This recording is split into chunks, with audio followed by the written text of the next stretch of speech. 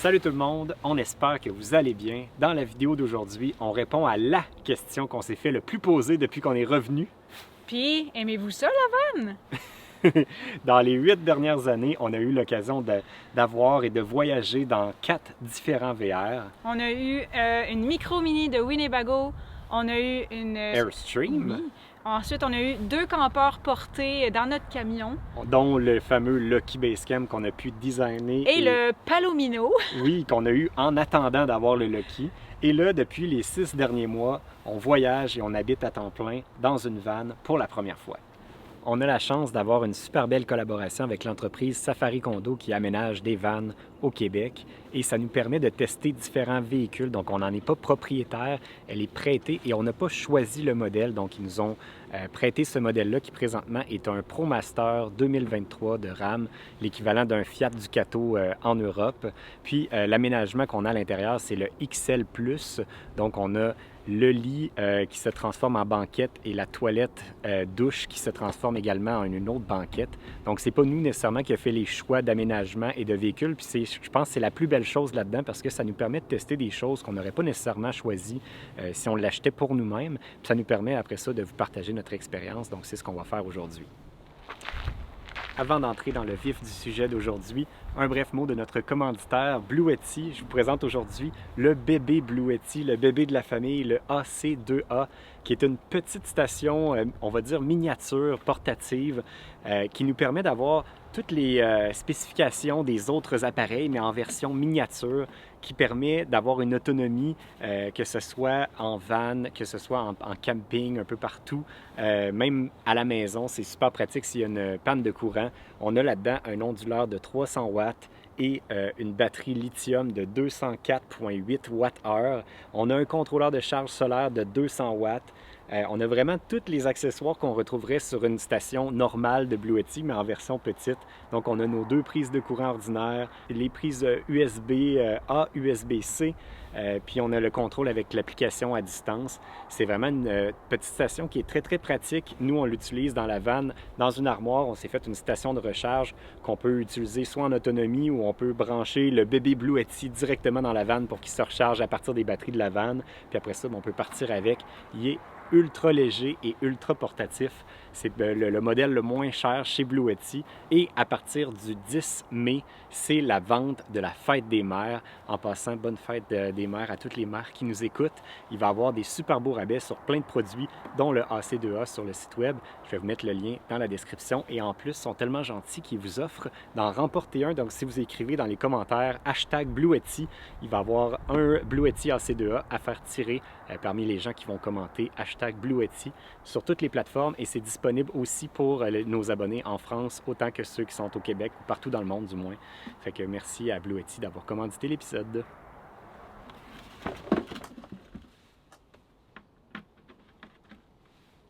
Faut dire qu'on n'était pas extrêmement dépaysés de passer de notre caravane portée vers la van life. C'est des véhicules qui sont très similaires en termes de format, en termes de taille de l'espace de vie.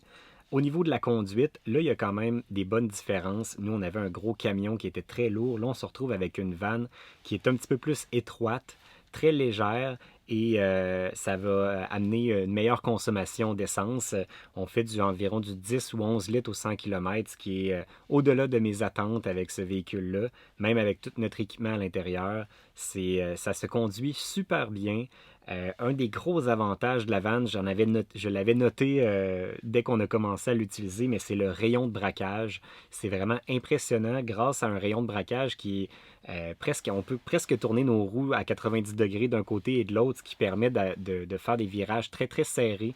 Ça nous a été très pratique dans les centres-villes mexicains, dans les petites villes où les rues sont très, très étroites, des endroits où on n'aurait jamais pu penser passer avec notre camion puis notre campeur auparavant. Puis avec la van, ça se conduit comme un charme. On a réussi à naviguer vraiment partout dans les petits villages, puis ça s'est vraiment très bien fait. Donc ça, c'est un des gros avantages de ce véhicule-là. Même pour quelqu'un qui part sort d'une minivan ou d'une petite voiture puis qui va vers un véhicule comme ça permet vraiment d'avoir une transition qui est facile parce que ça se stationne comme une voiture normale grâce à ce rayon de braquage-là. Fait que ça, c'est un des gros avantages.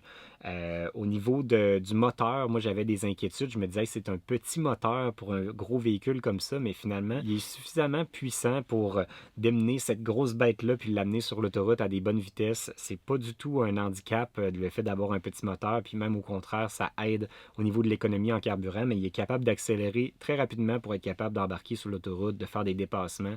Je pense pas que c'est nécessaire d'avoir un plus gros moteur que ça pour un véhicule similaire à celui-là. Le désavantage que j'ai trouvé, surtout par rapport à notre campeur qui était très haute terre, la garde au sol est très basse sur ce véhicule-là, surtout avec les accessoires de Safari Condo qui sont en dessous, puis les marchepieds qui sont très bas. Ça permet un accès facile à l'intérieur du véhicule, mais pour le Mexique, ça a été un handicap. Avec les nombreux topés pour ceux qui ont déjà voyagé au Mexique avec les routes qui sont pas toujours faciles.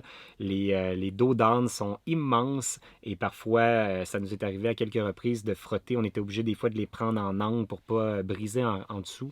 On n'a jamais eu de bris ou de problème ou quoi que ce soit, mais d'avoir un petit 2 pouces de plus de garde au sol, ça n'aurait vraiment pas nuit. Donc peut-être si on en achetait un puis pour le garder à long terme, un petit lift kit, une suspension surélevée ou sinon des coussins à air peut-être pour monter un peu son derrière, pour gagner un peu de garde au sol, c'est sûr que ça nuirait pas à ce véhicule-là.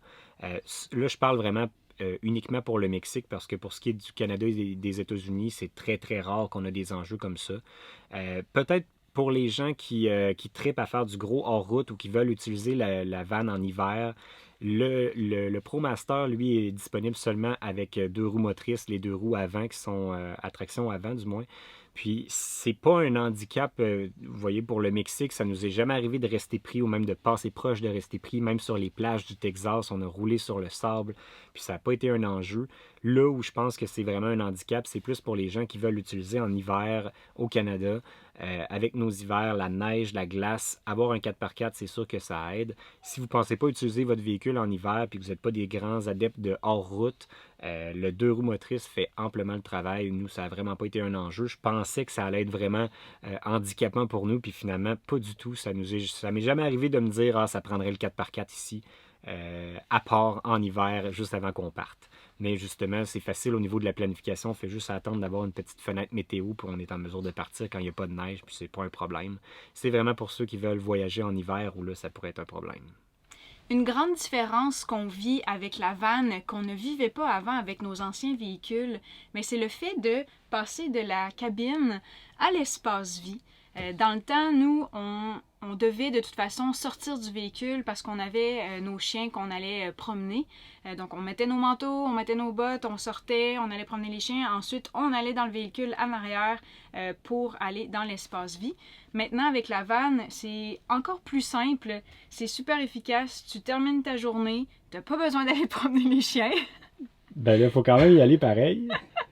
Donc, tu termines ta journée, tu n'as pas besoin de mettre tes souliers, ton manteau, tu peux déjà commencer à cuisiner ou aller te coucher après une dure journée de route. C'est un petit luxe qu'on dirait qu'on ne connaissait pas avant. Au niveau de l'intérieur de la vanne, c'est pas nécessairement un aménagement qu'on aurait choisi si on devait acheter un nouveau véhicule, mais on a été agréablement surpris de l'aménagement de ce véhicule-là. Ah oui, ben juste par les grandes surfaces de comptoir qui nous amènent à une vue 360 degrés à l'extérieur. Les fenêtres sont grandes. Il y a le petit bémol, c'est que si tu es debout et que tu cuisines ou tu fais la vaisselle, tu vois pas à l'extérieur, mais c'est une fois que tu es assis et que tu prends ton repas ou juste en déplacement parce qu'on peut être assis passager à l'arrière puis on peut voir défiler tout le beau paysage. C'est vraiment là, un bijou, c'est une autre découverte. C'est le fun d'avoir autant d'espace de comptoir comme ça pour cuisiner. Puis au-delà de la cuisine, des fois, juste quand on est en van, on a toujours des trucs, que ce soit les ordinateurs, les caméras, des accessoires de si on est allé faire une excursion ou quoi que ce soit. On a toujours besoin d'espace pour mettre nos choses quand on arrive, puis ben, d'avoir beaucoup de comptoirs comme ça, c'est ce que ça offre. Ça donne toujours de l'espace. Puis ça fait que on dirait qu'on respire dans cette vanne-là. Il y a de l'espace de vie. Il y a de l'espace de comptoir aussi pour cuisiner, mais il y a aussi 2 frigidaires, chose qu'on n'aurait jamais pensé que ça allait être vraiment utile. Ben, on se posait la question au début de pourquoi mettre 2 frigos dans un véhicule de cette taille-là, parce que c'est des petits frigos de petite taille qui sont sous le comptoir. Mais finalement, on se disait on va sûrement en utiliser juste un sur 2, mais non, en bout de ligne, les 2 étaient toujours pleins, puis ça nous a permis justement d'avoir des breuvages au frais tout le temps. Puis ça n'a pas vraiment compromis l'espace de rangement de la vanne. Il y en avait quand même assez pour mettre toutes nos choses qu'on avait auparavant dans le Loki. Je pense vraiment le seul inconvénient, c'est plus le fait que vu qu'on a la banquette à l'arrière, ça fait qu'on a moins de rangement sous le lit et on ne pouvait pas avoir nos vélos. Fait que c'est vraiment le seul élément qui n'a pas pu suivre du Loki à cette vanne-ci. Fait que c'est un peu le désavantage. Puis un autre des gros avantages qu'on n'avait pas pensé, c'est le fait d'avoir 2 espaces table-banquette pour travailler séparément. Puis ça, c'est quand même quelque chose d'agréable quand tu vis à temps plein à 2 dans un petit espace comme ça, puis que tu travailles à temps plein en plus. Des fois, on passe des journées au complet enfermés sur notre ordi. Le fait d'avoir chacun notre espace, chacun à l'autre bout du véhicule, on se tape pas sur les nerfs, on n'est pas Mais c'est drôle que tu dis ça parce collé. que je l'ai pas vu comme ça. Moi, je l'ai plutôt vu que si on a à manger, j'ai pas à enlever tout mon setup d'ordi. Le bureau, mettons, il est là-bas. Puis ici, on mange, tu comprends? Ça permet d'avoir des espaces séparés. On peut laisser tous les ordis là-bas. C'est vrai moi, je l'ai jamais vu comme tu m'énervais, Alex. Non, mais c'est pas comme ça. Mais je veux dire, c'était encore plus agréable le fait d'avoir chacun nos espaces. Puis tu sais, même quand, mettons, moi, je me lève plus tôt le matin, je pouvais m'installer là-bas. Si toi, tu te couches plus tard, ben à l'inverse, tu peux t'installer là-bas puis me laisser tranquille en arrière. Fait que ça fait qu'on a quand même comme nos espaces, chacun notre côté. C'est drôle, tu dis de te lever le matin, mais c'était plus toi qui voulais se coucher le soir. Fallait absolument que je cesse de travailler pour que tu te couches. Oui, parce que là, ça, c'est le désavantage. C'est que là, étant donné que c'est toujours une question de compromis dans une vanne comme ça, le fait d'avoir autant de comptoirs, autant d'espace de banquette comme ça, puis d'espace de vie, ben, ça vient avec le compromis et le désavantage d'avoir des espaces qui sont convertibles, dont la banquette sur laquelle on est assise qui devient notre lit. Donc, si Val veut travailler ici puis que moi, je veux me coucher, ben, elle n'a pas le choix de déménager en avant. Puis, l'espace en avant de banquette où moi, c'est mon bureau habituellement, ben si... Mais s'il travaille puis j'ai envie d'aller à la salle de bain... il faut que je déménage aussi. Fait que bref, on est toujours en train de jouer un petit peu à bouger nos espaces. Mais ça, c'est nous. C'est nous parce qu'on travaille sur la route, mais partir une fin de semaine en famille... Ah, c'est pas un enjeu, pas là, pareil, parce que c'est là où tu vois le génie puis l'expertise de 25 ans de construction de véhicules de Safari Condo, c'est que ces espaces-là sont transformables, mais c'est efficace, tellement efficace. Le lit, c'est en un seul bouton. Tu le fais et tu le défais. Puis la banquette, c'est comme ça prend littéralement 10 secondes les manipulations. Genre 3 étapes. 1, 2, 3... La 4e, ce serait le rideau de douche. Ouais, si tu veux prendre la douche, mais si c'est la toilette, t'as déjà fini après 2. Ah non, c'est vraiment un plan de plancher qui nous a vraiment surpris. Ça nous a...